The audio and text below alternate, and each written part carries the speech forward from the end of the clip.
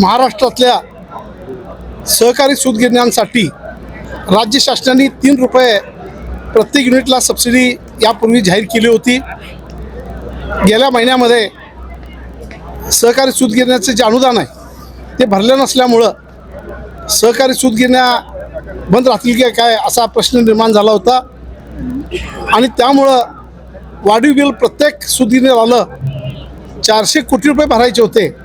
त्यामध्ये आपल्या महाराष्ट्र वस्त्रोद्योग महासंघाचे अध्यक्ष अशोकराव स्वामी, आम्ही सर्व मंडळींनी मुख्यमंत्री महोदयांना आम्ही भेटलो, फडणवीस साहेबांना भेटलो, वस्त्रोद्योग मंत्री या सर्वांनी मिटिंगमध्ये निर्णय घेऊन ते 400 कोटी रुपये वीज मंडळाला त्यांनी अदा केले आणि त्यामुळे सूतगिरण्या आता सुरळीत चालू झालेल्या आहेत। नाहीतर प्रश्न असा होता की वीज मंडळाला जर पैसे भरले नसते तर सूतगिरण्या बंद झाल्या असत्या आणि त्यामुळं माननीय आमदार देवेंद्र फडणवीस साहेब, आपले वस्त्रोद्योग मंत्री सावकारे साहेब या आणि महासंघाचे अध्यक्ष अशोकराव स्वामी साहेबांच्या नेतृत्वामुळं आज या सूतगिरण्यांचे पैसे भरल्यामुळं सूतगिरण्या चालू झालेल्या आहेत आणि त्यामुळं तो आपल्या सर्वांचा आभार मानण्यासाठी मी 2 मिनिटं आपल्याशी बोलतो।